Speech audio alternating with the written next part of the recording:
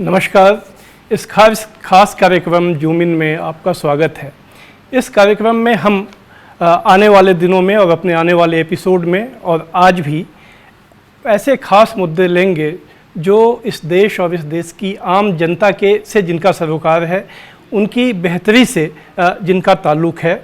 और आज अपने पहले इस एपिसोड में हम सबसे पहले जो कॉमर्शियल कोल माइनिंग, जिसकी हाल में ही इजाज़त दी गई है, हालांकि जिसके लिए जो कानून है उसे संसद ने पिछले मार्च में ही अनुमति दे दी थी, पास कर दिया था, लेकिन इसकी जो इजाज़त सरकार ने दी वो आत्मनिर्भर भारत की जो योजना घोषित की गई कोरोना पैंडेमिक और उसकी वजह से जो आर्थिक क्षेत्र में जो दिक्कतें आई हैं उनसे देश को निकालने के लिए, ये उस योजना के तहत, उस पैकेज के तहत इसका ऐलान किया गया। और पिछले दिनों 18 जून को प्रधानमंत्री नरेंद्र मोदी ने इस कॉमर्शियल कोल माइनिंग की इजाज़त देने के लिए जो कोयला खदान हैं उनको नीलाम करने की जो 2 चरणों की प्रक्रिया भी शुरू कर दी।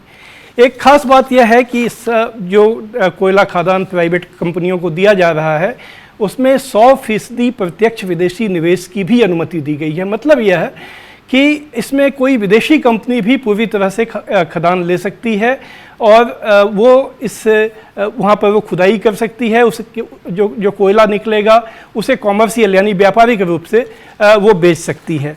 तो ये समझ यह बनी है कि ये जो फैसला लिया गया, इससे 1973 में 1973 में इंदिरा गांधी तब प्रधानमंत्री थीं, जो कोयला खदानों का राष्ट्रीयकरण हुआ था, नेशनलाइजेशन हुआ था, उस फैसले को पलट दिया गया है। जाहिर है एक बहुत बड़ा कदम है, बहुत महत्वपूर्ण फैसला है ये, लेकिन इसका कई जगहों से विरोध हो रहा है।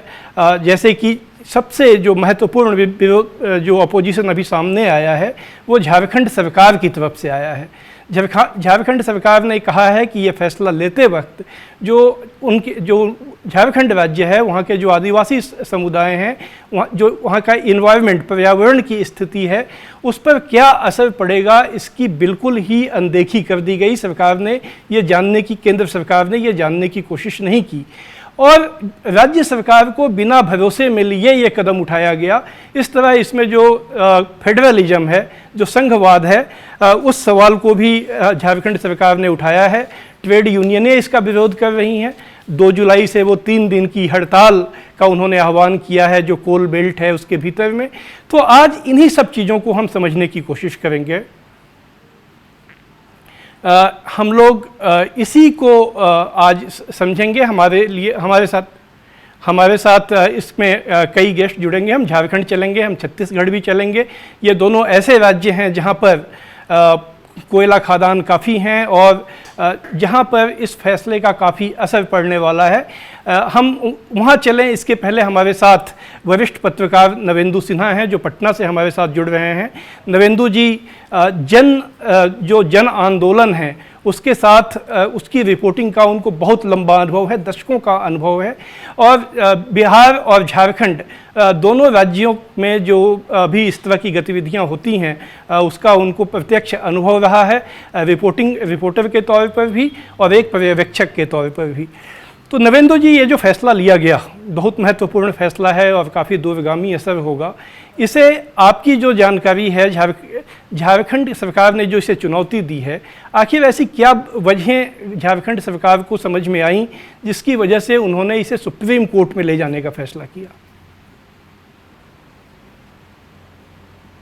सत्यन जी, देखें, एक बात है कि पूरे हिंदुस्तान में जो पूरा कोल ब्लॉक है तो उसका 39% हिस्सा जो है सिर्फ अकेले झारखंड में आता है। और इस फैसले के बाद 22 ऐसे कोल ब्लॉक हैं, रिजर्व कोल ब्लॉक, जो सीधे निजी हाथों में चले जाएंगे। सरकार जो हेमंत सोरेन की है उसको विश्वास में नहीं लिया गया। ठीक है, नया कानून बन रहा है, नई नीति केंद्र सरकार बना रही है। आपने बात कही फेडरलिज्म की, तो संघीय गणराज्य में ये व्यवस्था भी है कि राज्य सरकार को पूरी तरीके से विश्वास में लिया जाए, बल्कि उसको विश्वास में नहीं, सलाह मशवरे में भी शामिल किया जाए। सोरेन सरकार को कहीं से भी इसमें मशवरा में भी शामिल नहीं किया गया, तो उनकी शिकायत ये है। जबकि एक बड़ा हिस्सा जो है इस पूरी नीति का वो झारखंड से प्रभावित हो रहा है। अगर झारखंड में किसी तरह की अड़ंगेबाजी होती है, झारखंड से असहयोग होता है, चाहे पब्लिक से या सरकार के स्तर पर, तो ये पूरी की पूरी नीति और फैसला जो है कहीं ना कहीं बाधित होगा। तो इस लिहाज से भी ये ज़रूरी था कि सरकार जो है वो हेमंत सोरेन सरकार को विश्वास में लेकर के ये नीति बनाती। तो सोरेन सरकार की एक ये शिकायत है।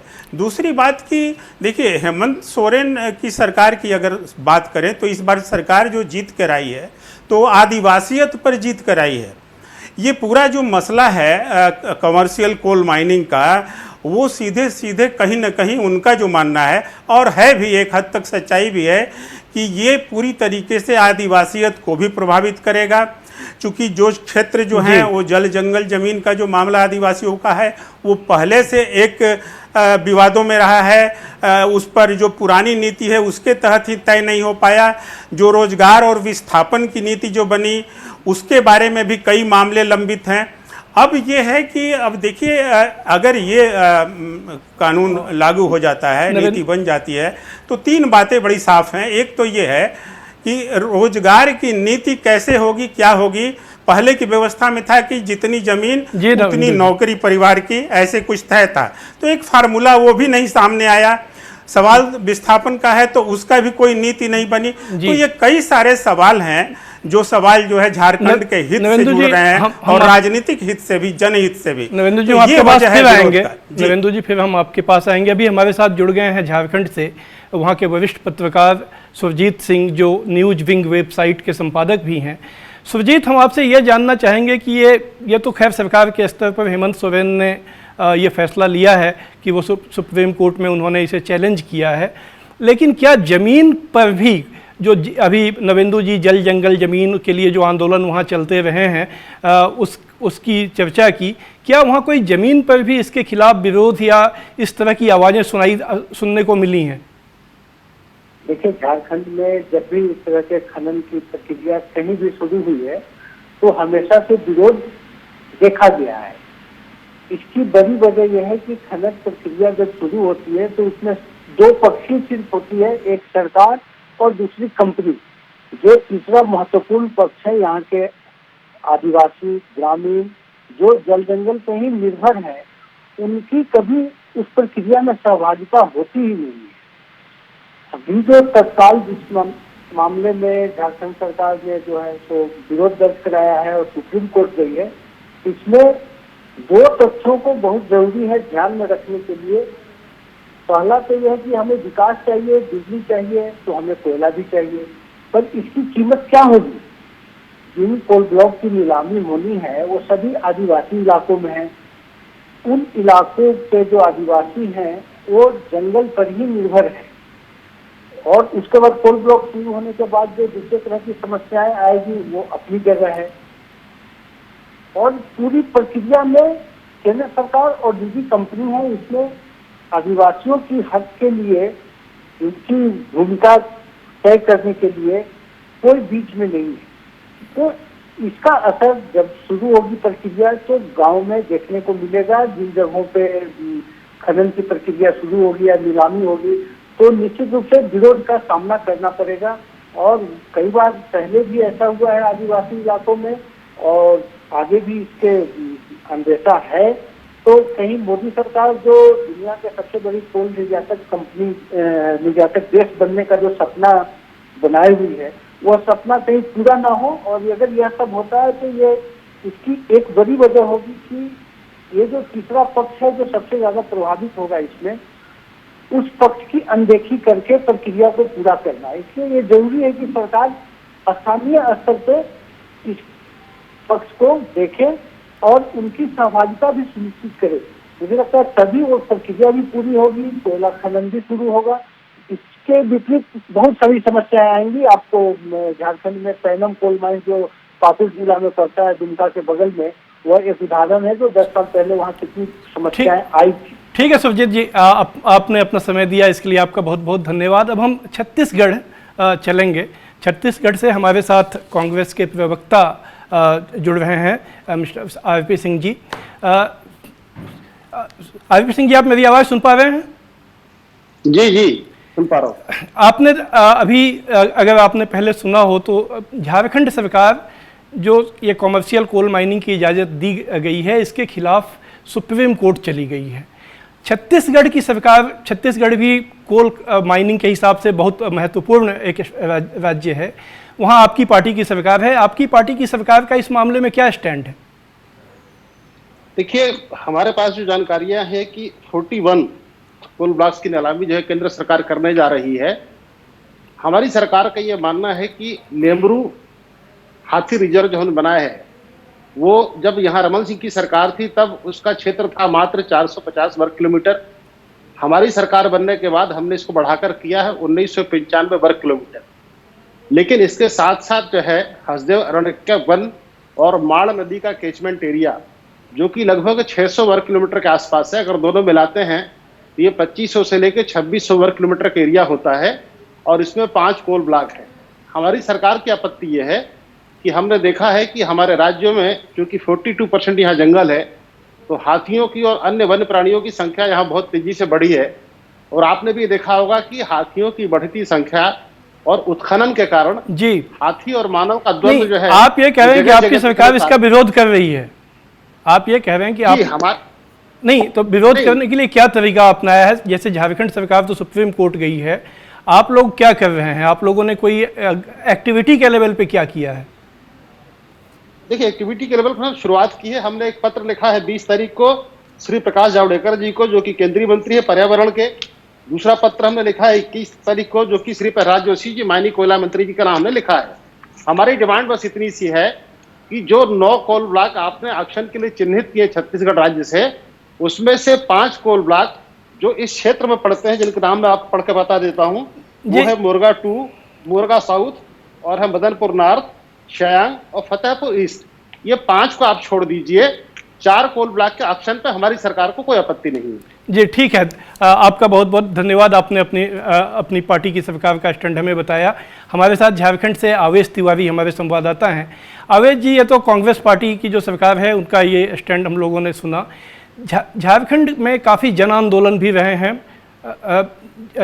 ये छत्तीसगढ़ में काफ़ी आंदोलन रहे हैं इसको लेकर, पहले भी खदान और ऐसी चीज़ों को लेकर। ये आपत्तियां भी हैं कि इसमें ग्राम सभा को विश्वास में नहीं लिया जा रहा है। इसमें जो पेशा कानून है उसके तहत जो प्रोविज़न है, या जो 5th शेड्यूल के स्टेट हैं उनके तहत जो प्रोटेक्शन मिला हुआ है आदिवासियों को, उसका ख्याल नहीं रखा जा रहा है। तो क्या छत्तीसगढ़ में इस पूरे कदम को लेकर किस तरह की गतिविधियां हैं, इसकी एक अगर आप हमें बता सकें। जी देखिए सत्येंद्र जी, सबसे बड़ी बात यह है, छत्तीसगढ़ की कांग्रेस सरकार इस जो पूरा कमर्शियल कोल माइनिंग है उसके समर्थन में भी दिखाई दे रही है, उसके विरोध में भी दिखाई दे रही है। जैसा कि आरपी सिंह ने कहा कि 41 में से 9 जो कोल ब्लॉक है वो यहाँ पड़ रहे हैं छत्तीसगढ़ में। इनमें से 5 जो हैं हसदेव जो अरण्य में है, जो मांड रिवर का एरिया है, एक इन्होंने एलिफेंट पूरा जोन बनाया है। छत्तीसगढ़ सरकार ने घोषणा की, उसका नोटिफिकेशन जारी होना है कि हम एक एलिफेंट रिजर्व बनाने जा रहे हैं लेमरू नाम से। तो उनका कहना है कि भैया इस पे यहाँ पे आप मत कराइए माइनिंग, कमर्शियल माइनिंग, बाकी जो 4 हैं वहां पर हम इजाजत दे रहे हैं। दूसरी बात यह है कि ग्राम सभाओं की इजाजत, जिसकी बात कांग्रेस सत्ता में आने से पहले बार बार कहती रही है कि बिना ग्राम सभा की इजाजत के किसी भी प्रकार की माइनिंग की इजाजत नहीं दी जाएगी। आपको पता हो कि अभी अडानी की आयरन माइन को खाली इसीलिए निरस्त कर दिया गया कि जांच में पाया गया कि उसमें ग्राम सभा की अनुमति नहीं ली गई। तो कहने का मतलब यह है, चिट्ठी जरूर लिखी गई है। यहाँ के पर्यावरण मंत्री, जो यहाँ के वन मंत्री है मोहम्मद अकबर, उन्होंने केंद्रीय पर्यावरण मंत्री प्रकाश जावड़ेकर को पत्र लिखा है। जी, वो तो आरपी सिंह जी ने बताया। आवेश में एक ब्रेक लेना है, आवेश में एक ब्रेक लेना है, वो तो बताया आरपी सिंह जी ने कि उन्होंने पत्र लिखा है। आप दोनों का बहुत बहुत धन्यवाद। अभी एक वक्त है छोटे से ब्रेक का। ब्रेक के बाद हम बीजेपी और ट्रेड यूनियन का क्या पक्ष है इसके बारे में वो जानने की कोशिश करेंगे। फिलहाल ठहरते हैं एक छोटे से ब्रेक के लिए।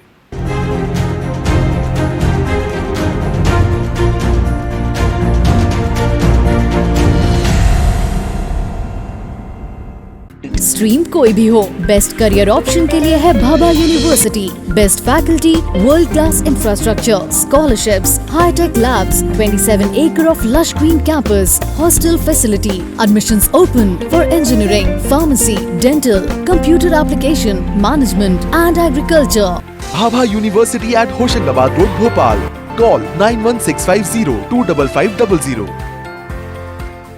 RKDF university, a world class university, जहां स्टूडेंट्स को ये ध्यान में रखकर पढ़ाया जाता है कि वो जॉब क्रिएटर्स बन सके, न कि सिर्फ job seekers. So join NIRF ranked university and become CEO of your company. At RKDF University, we focus on all-round development of a student. Courses offering BA, BCom, MA, MCom, BBA, MBA, BSW, MSW, B.Ed, D.Ed, M.Ed. Visit RKDF University at Gandhinagar, Bhopal or call on toll-free number 1800 2700 320.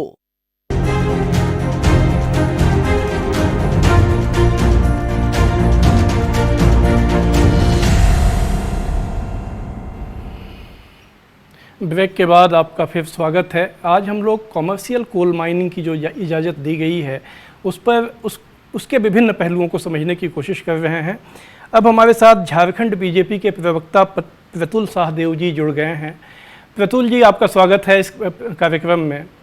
आप नमस्कार। ये जो आपकी party की केंद्र सरकार ने ये एक बहुत ही बड़ा कदम लिया, जिससे कहा जा रहा है कि एक तरह से जो नेशनलाइजेशन हुआ था कोल का उसको डी नेशनलाइज कर दिया गया है और प्राइवेट सेक्टर को इसमें आने की अनुमति दे दी गई है। इसका जो लोग विरोध कर रहे हैं उसमें भारतीय मजदूर संघ भी है। भारतीय मजदूर संघ जो कि आरएसएस परिवार से जुड़ा हुआ है और आपकी पार्टी का मित्र संगठन माना जाता है, उसका कहना है कि ये बहुत ही गलत दिशा में लिया गया कदम है और इससे ये लगता है कि केंद्र सरकार के पास कोई सोच नहीं है देश की अर्थव्यवस्था को सुधारने का। इसका आप कैसे जवाब देंगे? देखिए, सबसे पहले जो लिबरलाइजेशन का दौर था, जो आर्थिक उदारीकरण का दौर था, वो तो सब लोग जानते हैं मनमोहन सिंह के शासनकाल में ये शुरू हुआ था। और इस बार जो हमारे प्रधानमंत्री जी ने 20 लाख करोड़ के स्टिमुलस पैकेज की घोषणा की थी, तो उसमें भी ये बात आई थी सामने कि 50 कोल ब्लॉकों को वो ऑक्शन करने की बात होगी। 41 कोल ब्लॉकों का ऑक्शन हो रहा है और जिसको भी कोई शंका है इसको लेकर हम उसको जरूर आज सामने बैठकर उस शंका को दूर करने की कोशिश करेंगे, क्योंकि जोर जबरदस्ती से चलने वाली हमारी सरकार नहीं है। लेकिन आप ये देखें कि अभी भी हमारे यहाँ अगर हम इन कोल ब्लॉक्स का ऑक्शन करते हैं तो करीब करीब 1,70,000 करोड़ के विदेशी मुद्रा की बचत होगी। और इस समय देश में विदेशी मुद्रा का कितना महत्व है ये बताने की आवश्यकता नहीं है। इसके अतिरिक्त ये अभी हम चौथे लार्जेस्ट प्रोड्यूसर के रूप में कोल के पूरे दुनिया में है। तो प्रधानमंत्री जी ने बिल्कुल स्पष्ट कहा था कि अब वो समय आ गया कि जब इंडिया एक्सपोर्टर के रूप में जाना जाए, सिर्फ प्रोड्यूसर के रूप में नहीं जाना जाए। लेकिन एक चीज मैं आपको आश्वस्त करना चाहूंगा कि जितने भी इन्वायरमेंटल क्लियरेंसेस हैं, जितने भी इसके लिए मैकेनिज्म है, जो भी सेफ गार्ड्स है और जो भी जंगल के एरियाज है, जिस तरीके की प्रक्रिया है, उस सारी प्रक्रिया का पालन करते ही कोल ब्लॉकों का आवंटन होगा। लेकिन झारखंड सरकार सिर्फ विरोध करने के लिए और वो सुप्रीम कोर्ट चली गई है। विरोध में उन्होंने कुछ टेक्निकल बातों को उठाया है और आदिवासी इलाकों में इसका दुष्प्रभाव पड़ने की बात कही है। तो मैं फिर से करना चाहूंगा कि किसी भी इलाके में कोई दुष्प्रभाव नहीं होगा। जी प्रतुल जी, आपके राज्य की सरकार सुप्रीम कोर्ट चली गई है इसके खिलाफ में। आप झारखंड की सरकार और से बहुत घोर आपत्तियां हैं। आखिर नहीं, मैंने पहले भी कहा कि अगर कोई आपत्ति ठोस ग्राउंड पर बेस्ड हो वो बात समझ में आती है। सिर्फ विरोध करने के लिए विरोध, ये समझ से परे है। और इनका जो भी कंफ्यूजन है वो तो मैंने क्लियर कर दिया कि पोल्यूशन कंट्रोल बोर्ड के जो नियम हैं, जो इन्वायरमेंटल क्लियरेंसेस चाहिए, जो जन सुनवाई होती है, उसके बाद जनता को आमंत्रित किया जाता है, आपत्तियां मांगी जाती हैं, सारी प्रक्रियाओं का पूरा किया जाएगा। और ये ख्याल रखा जाएगा कि जो कोर जंगल एरियाज है वहां माइनिंग नहीं हो। माइनिंग को हम एक्सप्लॉयटेशन का जरिया कभी नहीं बनने दे सकते हैं। हाँ, लेकिन हमारे देश में जो विदेशी मुद्रा एक बड़ा 1,70,000 करोड़ की रकम जारी है, ये कोलों के कारण। एक आलोचना यह है प्रतुल जी कि यह फैसला आपने पेंडेमिक के समय लिया, जब देश एक महामारी से जूझ रहा है। इस समय जबकि कंपनियों की हालत खराब है, पूरी अर्थव्यवस्था डगमगाई हुई है, उस समय अगर ये आपकी ये नीलामी अगर वो सफल हो तो अभी तो देखने की बात होगी, लेकिन क्या ये आपको रियलिस्टिकली लगता है कि ये सही समय है जिस समय आप जिस मकसद के लिए कर रहे हैं वो मकसद पूरा हो जाएगा? देखिए, हमने जो टारगेट रखा है, जो मिनिमम प्राइसेस फिक्स किए, हमें पूरी उम्मीद है उससे बहुत ज्यादा कीमतें मिलेंगी। और ये बिल्कुल सही समय है, क्योंकि इस समय देश की अर्थव्यवस्था ही नहीं, पूरे वैश्विक अर्थव्यवस्था जो है वो बड़े संकट के दौर से गुजर रही है। और सिर्फ जनता से टैक्स लगाकर रेवेन्यू निकाला जाए ये कोई सोल्यूशन नहीं है। तो रेवेन्यू जनरेट करने के ऑल्टरनेटिव उपाय भी करने चाहिए। और मुझे लगता है ये बिल्कुल सही समय पर लिया गया निर्णय है। इससे एक बड़ा रेवेन्यू राज्य से सरकार को, केंद्र सरकार को मिलेगा, राज्य सरकार को मिनरल रॉयल्टी के जरिए मिलेगा, जिसका हम अर्थव्यवस्था को किक स्टार्ट करने में यूज कर सकते हैं। तो पूरी तरीके से ये सही समय पे लिया गया निर्णय है, क्योंकि कोरोना संकट काल के बाद जो अर्थव्यवस्था की स्थिति है वो छिपी नहीं है। चलिए हम लोग अभी देखते हैं, आपने अपना कीमती समय हमें दिया, इसके लिए आपका बहुत बहुत धन्यवाद। ट्रेड यूनियनें इस फैसले के खिलाफ 2 तारीख से हड़ताल पर जा रही हैं कोल बेल्ट में। आखिर ट्रेड यूनियनों को इस फैसले से क्या आपत्ति है, ये समझने के लिए अब हम चलते हैं डीडी रामानंदन, जो कि महासचिव हैं ऑल इंडिया कोल वर्कर्स फेडरेशन के सीटू से जुड़े हुए हैं। रामानंदन जी, आपको मेरी आवाज़ आ रही है? हाँ, आवाज़ आ रही है, धन्यवाद। ये प्रधानमंत्री ने कल मन की बात जो उनका था उसमें भी उन्होंने इस फैसले का जिक्र किया और इसे देश के लिए बेहद फ़ायदेमंद बताया। अभी बीजेपी के प्रवक्ता जो थे वो भी बता रहे थे। और इसके पहले जिस दिन कॉमर्शियल कोल माइनिंग के लिए नीलामी की प्रक्रिया शुरू की गई, उस दिन भी प्रधानमंत्री जी ने कहा कि ये जो फैसला है एक ऐतिहासिक फैसला है जो देश की अर्थव्यवस्था की सूरत बदल देगा। गृह मंत्री अमित शाह जी का कहना है कि इससे 2,80,000 तो नौकरियां तुरंत पैदा होंगी। तो अगर ये सब इतना फ़ायदेमंद ये फैसला लिया गया है तो आप लोग क्यों विरोध कर रहे हैं, क्यों हड़ताल पे जा रहे हैं आप लोग? हम लोग इसीलिए इस फैसला का विरोध कर रहे हैं कि हम लोग का मानना है कि कोल इंडिया सक्षम है इन सभी कामों को पूरा करने के लिए। प्राइवेट माइनिंग की जरूरत नहीं है। कमर्शियल माइनिंग क्या है? आज कोल इंडिया जो कर रही है वही चीज प्राइवेट पार्टी करेगी, उसी को प्राइवेट कमर्शियल माइनिंग कहा जाता है। हम लोग का मानना है कि कोल माइंस नेशनलाइजेशन एक्ट का ये जो है रिवर्स गियर से चलाना हुआ, मतलब निजीकरण की ओर ले जाने की प्रक्रिया है। इससे जो देश का संपत्ति है ये देशी विदेशी पूंजीपतियों का हाथ में चला जाएगा। एक इससे एनर्जी सिक्योरिटी का खतरा होगा। जहां तक माननीय सहदेव जी नाम हम जी प्रतुल देख नहीं पा रहे, हम मोबाइल में है इसीलिए उनका बात हम सुन रहे थे। 1,70,000 करोड़ का विदेशी मुद्रा का बचत होने का बात उन्होंने कहा। क्या है कि 235 मिलियन टन का इंपोर्ट होता है देश में, उसमें 100 मिलियन टन जो है वो मेटलर्जिकल कोल है जो स्टील प्लांट के लिए, जो हमारे यहाँ होता नहीं है, कंटेंट ज्यादा है। बाकी जो 135 मिलियन टन है उस 135 मिलियन टन में 30-40 मिलियन टन ऐसे राज्यों में है जो तटवर्ती इलाका में है, कोस्टल इलाका में, जो कि उस फर्नस में कोयला चल नहीं सकता है। लेकिन आप 90 मिलियन टन कोयला जो है बाहर से आपको अवॉइड कर सकते हैं। लेकिन उसके लिए कोल इंडिया को मजबूत करना होगा, सार्वजनिक प्रतिष्ठान को मजबूत करना होगा। कोयला आज भी कोल इंडिया जो है 100 क्या 150 मिलियन टन अगले साल प्रोड्यूस कर सकता है। अमित शाह जी ने ये जो 3.25 लाख नौकरियों की बात कही है, ये तो नहीं आ रहे हैं, बशर्ते उसको कोयला ले जाने की व्यवस्था कर दे। जहाँ तक 3.25 लाख नौकरियों का व्यवस्था है, ये भी सरासर सही आंकड़ा नहीं है, इसीलिए सही आंकड़ा नहीं बोल रहे हैं। एक नॉर्म्स है कोल इंडिया का, या एक नॉर्म्स है कि 1 मिलियन टन के लिए 650 नौकरियां पैदा होती है 1 मिलियन टन उत्पादन करने के लिए। वो भी पुराना नॉर्म्स है, अभी मैकेनाइजेशन का दौर है और एमडीओ मॉडल का दौर है। अभी मात्र 1 से 150 नौकरी पैदा हो। अगर सार्वजनिक क्षेत्र में होगा तो निश्चित तौर पर 500 नौकरी होगी। जी रामानंद जी, संक्षेप में, हमारे पास समय की कमी है। मतलब प्राइवेट में जितना नौकरियां पैदा होगी उससे गुना नौकरी अगर सार्वजनिक क्षेत्र में होगा तो पैदा होगी। जी रामानंद जी, आपने अपना समय दिया, इसके लिए आपका बहुत बहुत धन्यवाद। आखिर में हम एक बार फिर नवेंदु जी के पास चलेंगे। नवेंदु जी, आपने ये पूरी चर्चा सुनी, अगर इस चर्चा का अगर सार संक्षेप बताना हो तो आप क्या कहेंगे? सचिन जी, बस 2-3 बातें हैं जो इन्हीं लोगों के बीच से निकल के आई है। देखिए, बात सही है, क्रिसिल की भी रिपोर्ट है कि 20% आयात जो है वो भारत का वो सीधे सीधे आधा हो जाएगा कोल के मामले में। ये बता रहे हैं कि विदेशी मुद्रा आएगा, प्रतुल जी जो बता रहे हैं, और विदेशी मुद्रा की अभी ज़रूरत है। अर्थव्यवस्था संकट में है, ये पहली दफ़ा मान तो रहे हैं बीजेपी के लोग, तो ये एक बात है। लेकिन सवाल है कि विदेशी मुद्रा के लिए, अर्थव्यवस्था को बचाने के लिए, आयात को कम करने के लिए क्या सवाल एक बड़ा ये है कि जो झारखंड या आदिवासियत का एक सवाल जो बार बार वहाँ उठता रहा है, उसको बलि चढ़ा दी जाएगी। क्योंकि देखिए, जल जंगल ज़मीन की बात हमने उठाई, तो बात है कि जो नेचुरल जस्टिस जिसको बोलते हैं, और साथ साथ जो वनवासियों का, आदिवासियों का जो अपना जो प्राकृतिक न्याय है और जो प्राकृतिक संपदा है, उसके खिलाफ भी ये नई नीति जा रही है। इसीलिए तो इसको तोड़ करके और राष्ट्रीयकरण की तरफ लौटा गया था।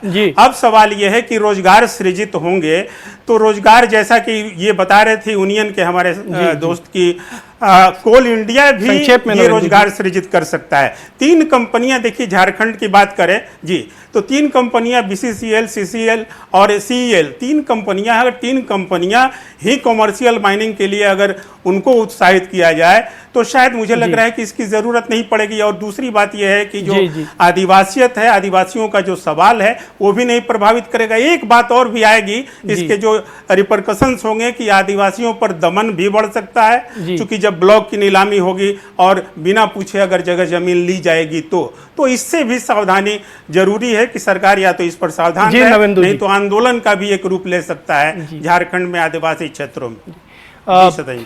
आपका बहुत बहुत धन्यवाद नवेंदु जी, आपने समय दिया। आज हम लोगों ने कमर्शियल कोल माइनिंग से जुड़े विभिन्न पहलुओं को समझने की कोशिश की।